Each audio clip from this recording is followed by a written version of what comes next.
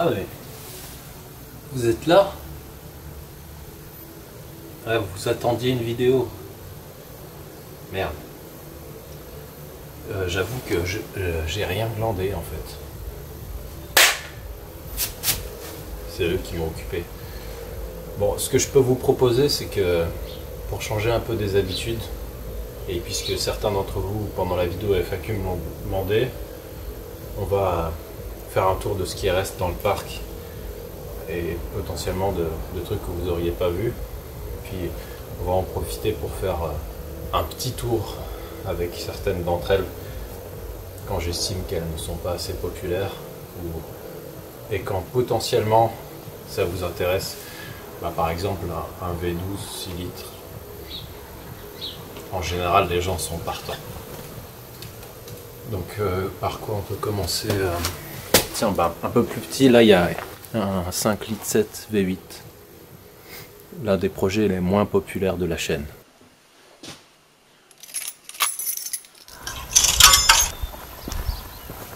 Le principal problème avec cette bagnole, c'est d'arriver à la cadrer parce que je suis obligé de beaucoup reculer la caméra vu qu'elle est gigantesque. Ce qui fait que ces deux sorties de grange par an m'obligent à passer beaucoup de temps à la remettre en état esthétiquement. La principale originalité de cette voiture, c'est probablement l'emplacement du bouchon de remplissage de carburant ici. À part ça, c'est de toute façon une voiture bizarre. Il ne faut pas se limiter aux 5,40 m de longueur ni aux 2 mètres de large, mais ouais, mais déjà comme vous voyez, j'arrive pas à la cadrer.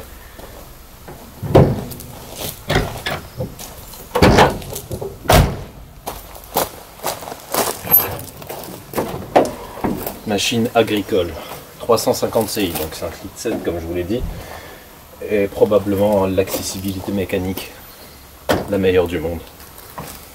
Je vous laisse vérifier par vous-même.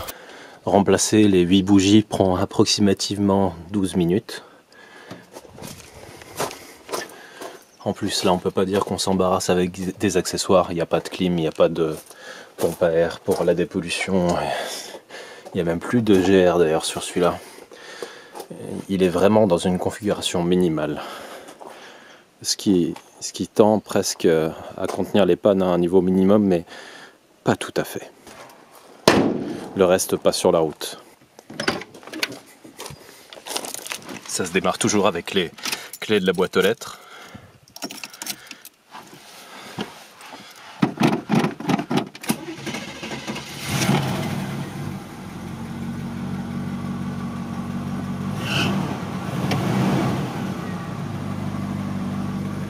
Voilà, on a la vue qui permet d'orienter la voiture en face des cibles, en général des piétons. Et oh tiens, il y a un voyant d'allumé. C'est pas grave.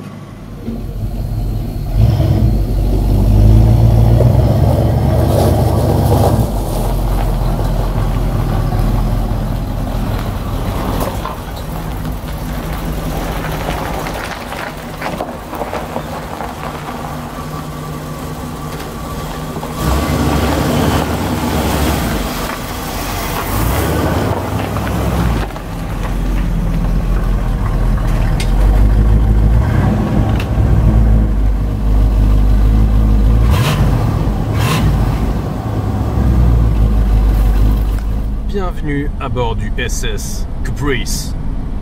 Beaucoup de gens, à tort, utilisent le nom Capri. J'ai remarqué dans les commentaires, mais c'est une Caprice. Voilà. Comme le nom d'une actrice porno, par exemple. Ça lui irait très bien. Et donc ce que j'aime bien avec la Caprice, c'est qu'il y a deux manières de l'utiliser. En roulant super cool, avec un peu de musique country, par exemple.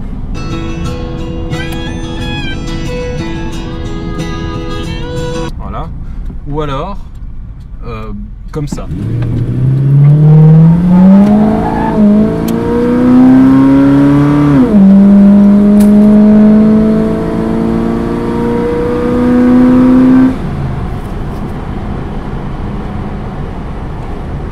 honnêtement, j'apprécie les deux méthodes de conduite. Et tout ce qui se situe entre les deux a tendance à être rapidement oublié. C'est sans conteste l'une des caisses les plus confortables que j'ai jamais eues. Ça semble être une évidence. Ce qui est marrant avec celle-là, c'est que les dodanes, enfin les sortes de pavés là, qui mettent au milieu de la route, si on s'y prend bien, les roues passent à côté de part et d'autre. Donc il n'y a pas de dodane. Bon, depuis que je l'ai repeinte, je fais plus le con dans les chemins avec parce que c'est probablement pas l'idéal pour la carrosserie. Mais 2 fois par an, je fais un petit tour avec pour me rappeler que c'est amusant comme voiture, mais bon, c'est vrai que ça sert à rien. Comme beaucoup de mes bagnoles, ça servent à rien. Mais franchement, vous seriez surpris de voir à quel point ça peut être dynamique comme bagnole. Et particulièrement fun. Oubliez le côté lymphatique qu'on peut avoir quand on parle des américaines des années 70. Elle est certes pas très rapide, mais celle-ci elle a un pont très court et ouais, ça avance quand même pas mal. Je vous déconseille juste de rouler sous la pluie avec celle-ci, en tout cas pas avec les pneus qu'il y a actuellement à l'arrière, parce que j'admets que même moi, quand je me surprends à me rendre compte que ça glisse, j'ai soudain un moment de terreur. Parce qu'on sait jamais bien ce qui va se passer par la suite avec ça. On sait absolument pas ce qui se passe. Sur le mouillé, c'est terrible. Ou alors, je sais pas, faudrait des pneus super chers, je sais pas. Boîte 3 rapports automatique que tu sais même pas quand elle est passe tellement c'est doux. De toute façon, à partir de 30, on est déjà en 3e, donc forcément.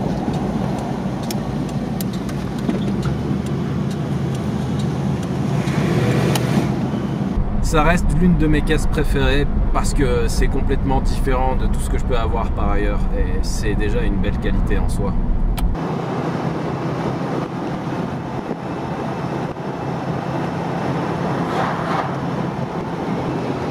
Et vous vous souvenez de la lentille du plafonnier que j'avais refait avec une bouteille de San Pellegrino? Eh ben, elle répond toujours à l'appel. Aucune déformation. Bon, je vous sens lassé déjà par cette vieille mémé de 77, donc on va passer à autre chose de très différent.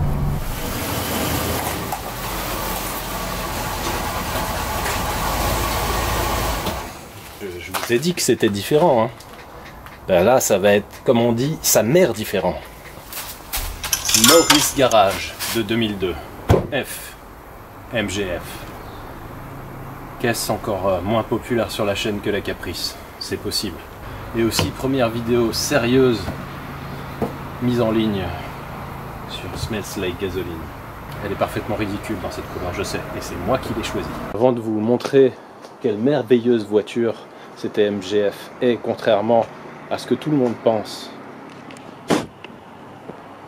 j'ai aussi quelques projets secrets qui sont là. Voilà, il y a celle-là. Et puis il y a celle-là. Ça claque, hein? On a évidemment le projet que vous avez tous vu l'autre fois. Magnifique, n'est-ce pas? N'oublions pas celle-là.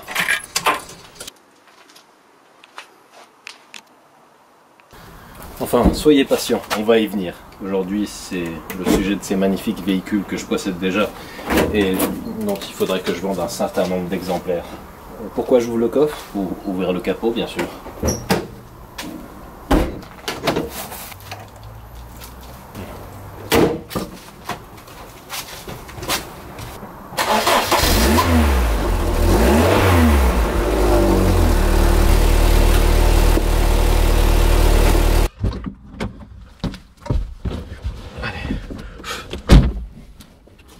C'est incroyable ici, c'est un nid de reproduction pour les moustiques, c'est pas possible. L'alarme, très chiante dans cette bagnole.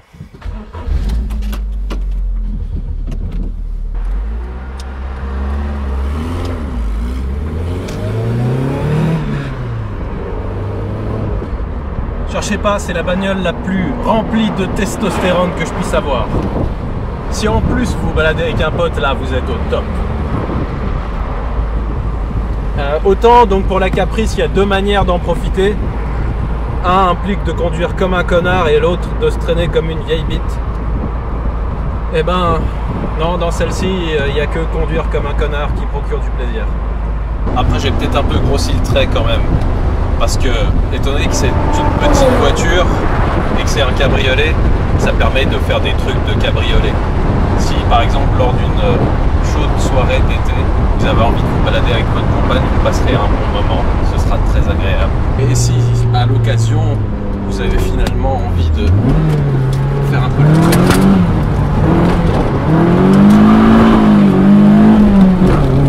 et ben elle peut le faire. Mais vous vous ferez engueuler. Ça, je vous le cache pas. Et c'est l'expérience qui parle.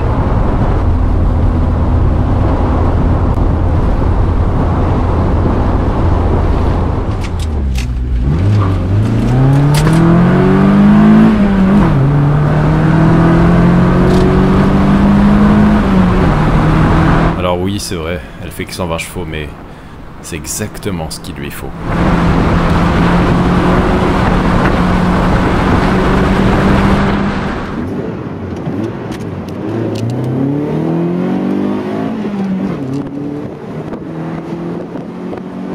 Oui, je sais, il y a un défaut moteur, c'est le CU qui me prévient que le catalyseur est un peu malade, mais il passe toujours le contrôle technique, donc...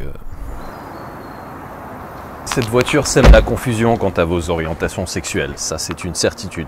Là où il n'y a pas de confusion possible, c'est que je passe pour un gros prolo en roulant là-dedans.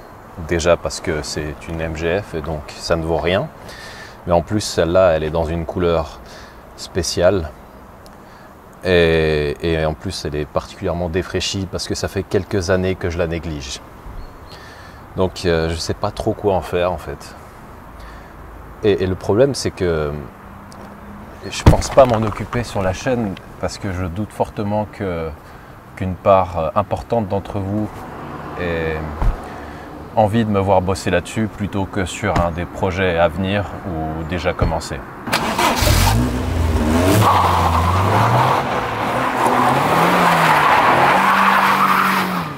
Évidemment, il y a la star number one de la chaîne, que tout le monde attendait de voir évidemment, le ML.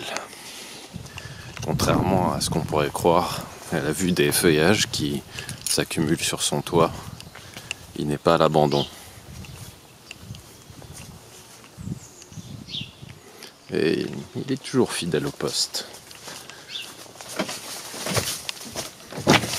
Je vois bien que vous avez hâte qu'on fasse un petit tour avec.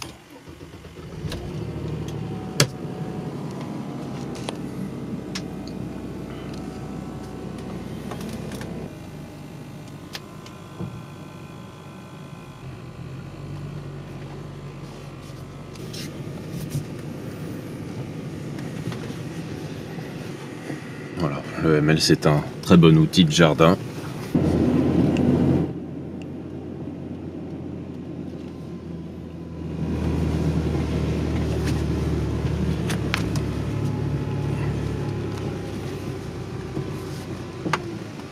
Et le ML fait aussi une très bonne extension d'échelle.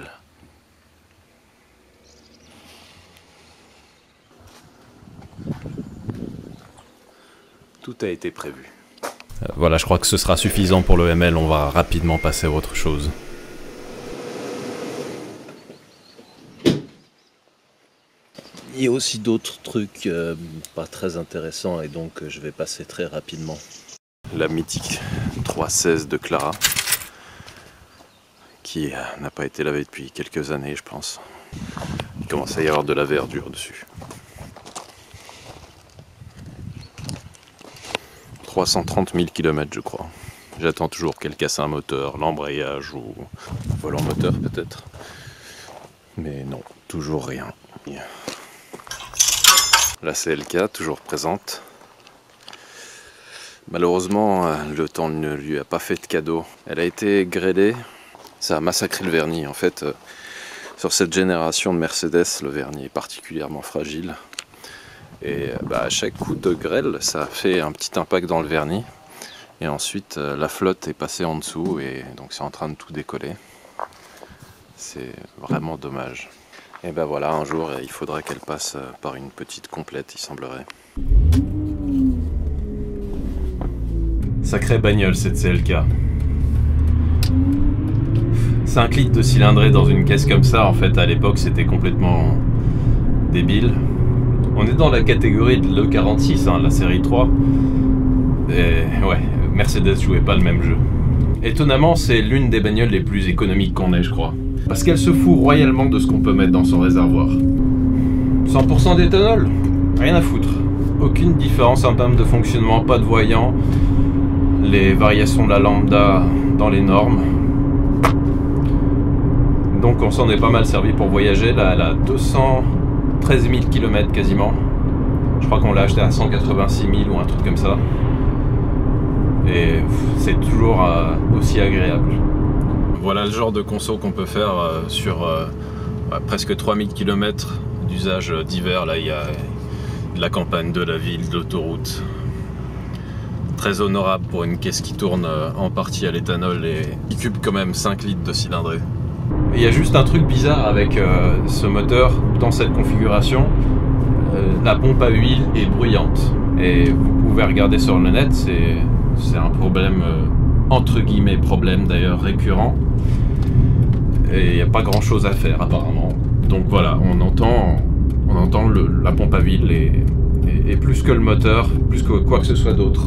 Alors ça reste à un niveau raisonnable heureusement, mais on l'entend. C'est incroyable à quel point les ressources sont dispo tout le temps. À 1000 tours, même pas besoin de rétrograder. C'est un moteur assez fantastique. Ce qui est surtout bien dans cette caisse, c'est que c'est probablement l'une des bagnoles les plus fiables qu'on puisse avoir mécaniquement. La boîte est indestructible, à part quand on réussit miraculeusement à se foirer au remontage, comme ils l'ont fait sur celle-là avant que je l'achète. Le moteur, c'est pareil, indestructible. M112, M113, même combat. Puis ce qui est bien vis-à-vis des SL et CL des mêmes années, c'est que celle-là, elle n'a pas toutes les fioritures de suspension pneumatique, de freinage ABC et de ce genre de trucs. Et donc elle est fiable. Il y a bien 2-3 merdouilles électroniques par-ci par-là qui peuvent se produire, mais franchement, jusqu'à maintenant, ça donne pas envie de la vendre.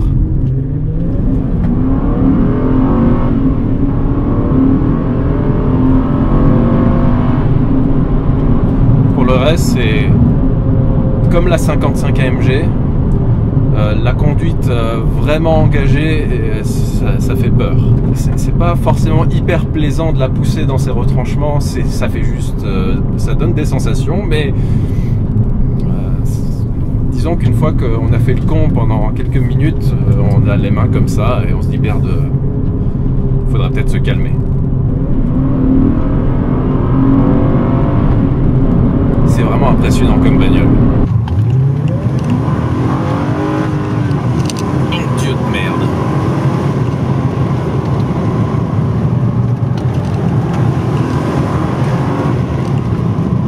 Allez, je la rends à Clara parce que c'est sa bagnole préférée sans aucun doute. Et j'ai l'impression qu'il n'est pas question de l'en priver. Voilà donc encore un de ces véhicules qui valide l'adage There is no replacement for displacement. Et il n'y a pas que la Caprice et la MGF qui prennent la poussière. Il y a aussi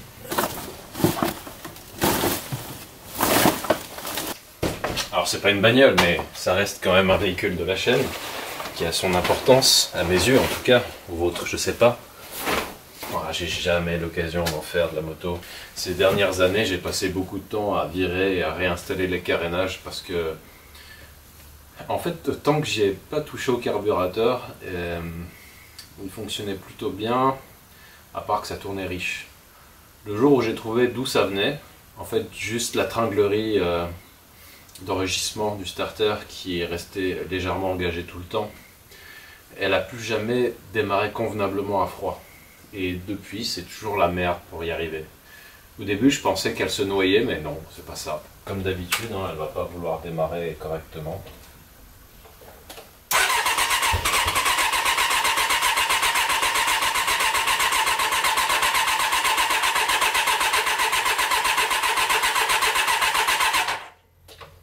Voilà, c'est comme s'il n'y avait pas de carburant qui arrivait, alors que c'est ouvert en grand.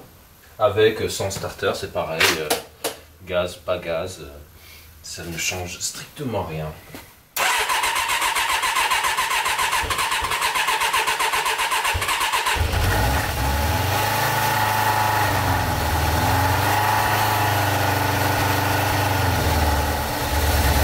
C'est-à-dire qu'avant, elle démarrait du premier coup.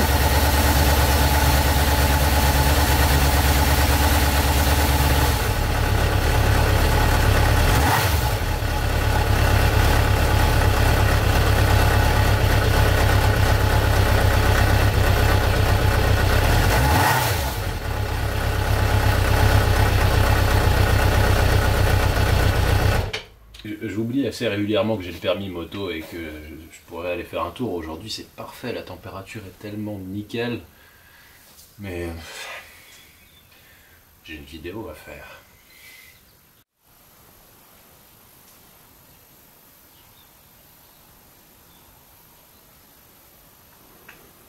Évidemment la 325 Ti est toujours là. Il faut toujours avoir deux BMW compacts chez soi, c'est très important. Ouais, je sais, le cache est manquant, mais j'en ai un neuf chez un ami. Elle n'est pas prête de partir, celle-ci, parce que j'adore cette caisse. Je m'en sers pour aller modérément loin, parce que c'est pas une caisse d'autoroute, elle n'a pas de boîte 6. Et donc ça tourne assez vite à 130, je crois qu'on est à 3600 tours, quelque chose comme ça. Donc c'est relativement bruyant.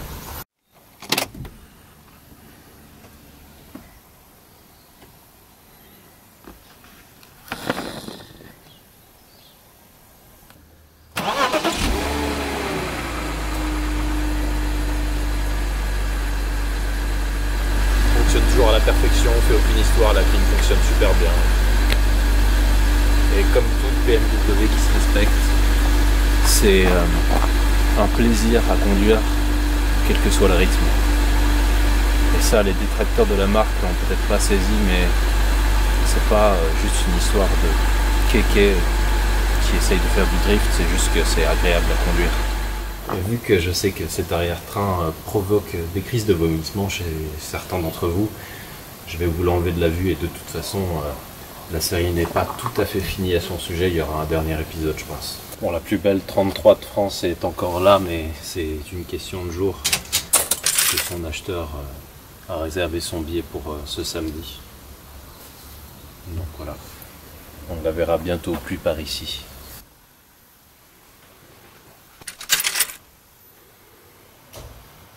Ouais, je sais. Ça claque pour une 30. Et ouais, bon, elle va avoir droit à un épisode dédié évidemment parce que la série n'est pas tout à fait terminée. Il reste un dernier épisode, je vous l'ai promis, je travaille dessus. Il y a eu quelques petites déconvenues, mais on va y arriver. En attendant, elle fait quand même son travail.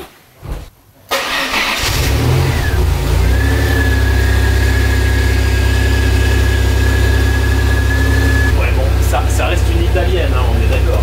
Voilà.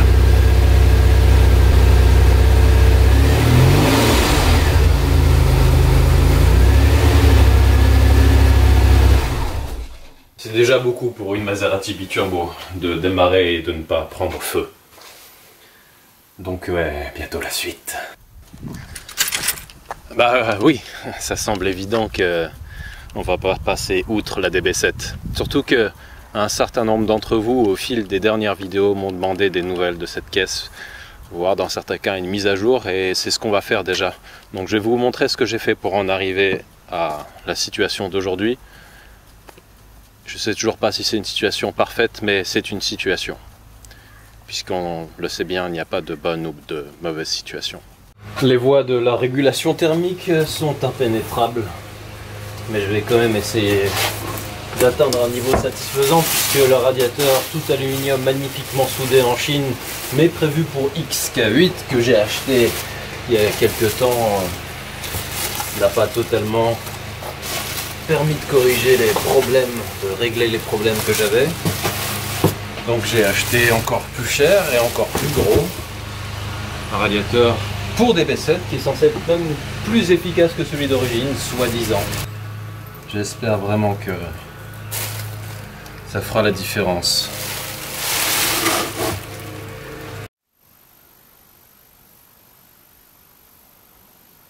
Bon, je vous avoue que je suis un peu inquiet là.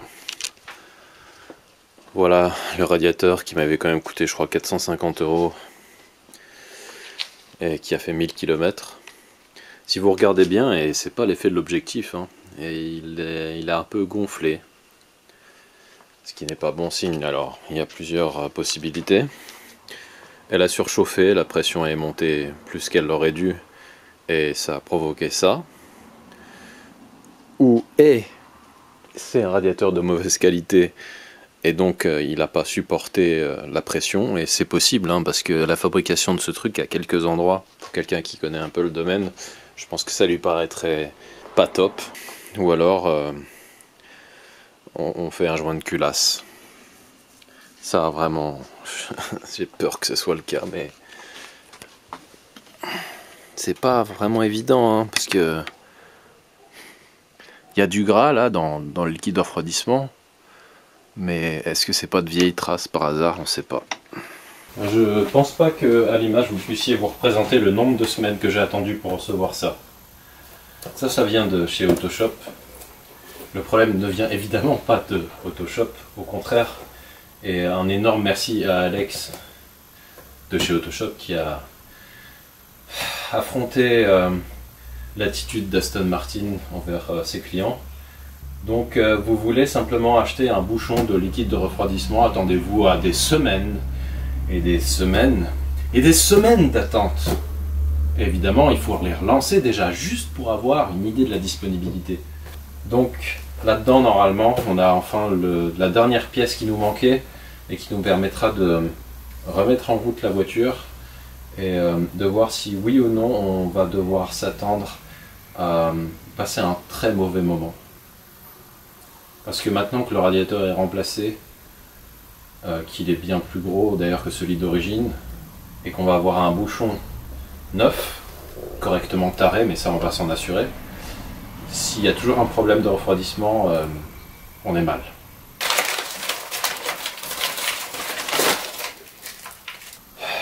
Tous ces efforts pour ça.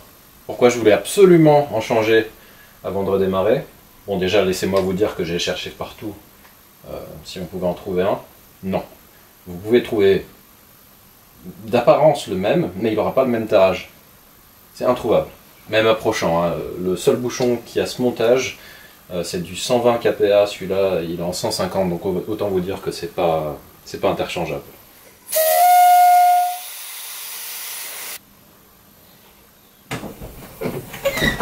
Donc ce que je vous propose aujourd'hui, c'est de faire un tour avec moi et d'essayer de vous mettre en position d'un heureux conducteur et propriétaire de DB7 Vantage. Pour ceux qui ne connaîtraient pas cette voiture, miraculeusement, 5,9 litres V12, 420 chevaux, j'ai oublié le couple mais il y en a beaucoup, et une bande son qui ferait rougir bon nombre de Ferrari. Ça n'engage que moi, mais ça reste mon avis.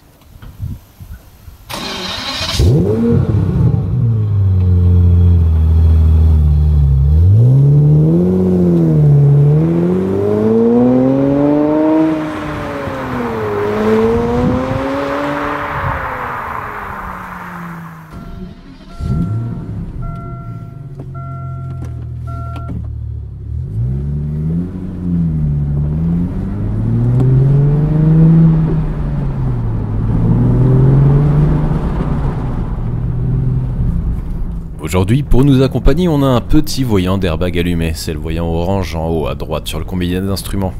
Tous les 2 ans, avant le contrôle technique, je dépose le connecteur qui est situé sous la console centrale pour retordre les pins, améliorer les contacts, et à ce moment-là, pendant quelques semaines, j'ai plus de voyant, jusqu'à ce qu'il réapparaisse de nouveau. Après toutes ces années, pour moi, c'est toujours un gros moment de prendre cette bagnole. Probablement parce que je l'utilise 3 fois par an. mais aussi parce que c'est quand même une expérience spéciale. Si on y réfléchit bien, des combinaisons dans ce style, il n'y en a pas beaucoup, et encore moins à ce prix-là. V12 boîte manuelle, ce niveau de puissance pour 35 000 €, pour ceux qui voudraient en acheter une en état de marche, pas comme les abrutis comme moi qui passent des années à les refaire. Au moins je la connais, et il n'y a que moi qui y touche.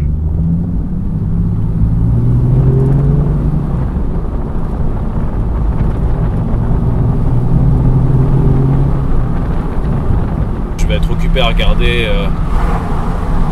la température d'eau comme d'habitude. C'est devenu une sorte de toc. Et bon, c'est peut-être bien un toc justifié pour l'instant encore. J'ai beau avoir mis cet énorme radiateur qui a fait un trou tout aussi énorme dans mon compte en banque, j'ai toujours pas confiance. Ça prendra du temps si ça arrive un jour. J'ai mis du temps à comprendre comment profiter de cette caisse. Il y a une manière de la conduire qui permet de vraiment en profiter. Mais c'est pas en conduite sportive, et c'est pas en conduite économique. C'est une sorte de marche décontractée vers la vitesse. Vous voyez, ce genre de route, c'est presque trop rapide pour pouvoir vraiment en profiter sans risquer de se faire bouffer son permis. Il vaut mieux se retrouver sur des routes un peu plus sinueuses. Pas trop quand même, hein, parce que c'est pas une Simca 1000 non plus.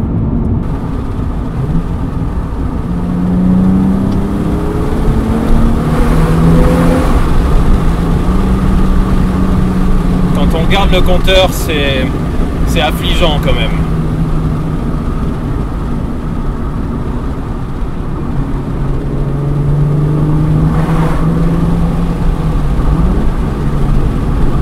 Vous voyez, faut pas être trop pressé. Et là, c'est parfait. La boîte est impeccable, la direction est géniale, la caisse a un comportement merveilleux.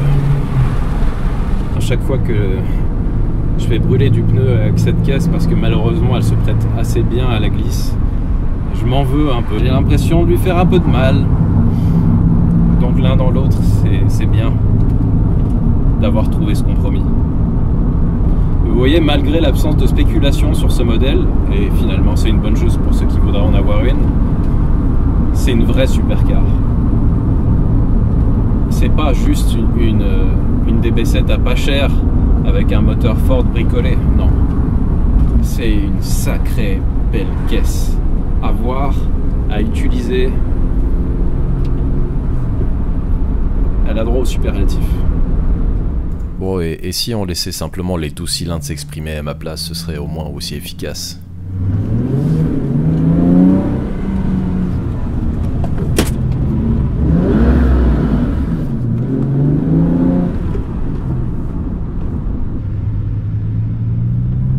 Ah si, là c'est bon.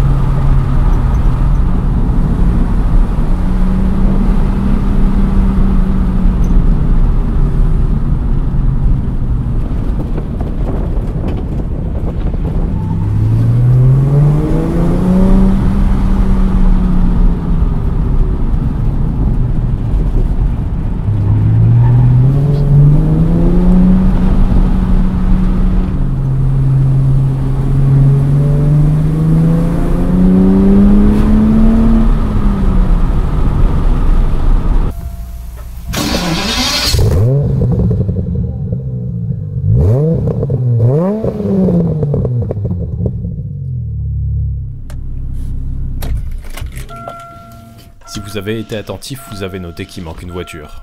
Et oui, c'est le R350 qui est toujours là et que j'ai super peur de vendre parce qu'il arrête pas de tomber en panne et que j'arrête pas de le réparer. À ce jour, sans conteste, le plus mauvais achat que j'ai jamais réalisé. Et voilà, c'est là que nos routes se séparent jusqu'à la prochaine fois. J'espère que ce sera bientôt. J'espère franchement que la vidéo vous a plu. C'était pas une rénovation, c'était beaucoup de caisses que vous aviez sûrement déjà vues, mais bon, ça a sans doute intéressé au moins certains d'entre vous. Merci d'être abonné si c'est déjà fait, de le faire si c'est pas encore fait. Et énorme merci aussi à ceux qui ont commandé les 250 premiers exemplaires du livre. Maintenant je vais devoir me débrouiller pour les envoyer et ça va être une grande aventure. Et vous inquiétez pas pour les autres, c'est pas une série limitée ou quoi que ce soit.